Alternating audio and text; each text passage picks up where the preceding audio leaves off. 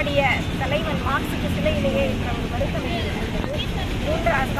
மாமேதை Karl Marx சிலை குழு என்ற ஒரு குழுவை நாங்கள் உருவாக்கி 3 ஆண்டுகளாக அதற்காக பல்வேறு தலைவர்களை நாங்கள் சந்தித்தோம்.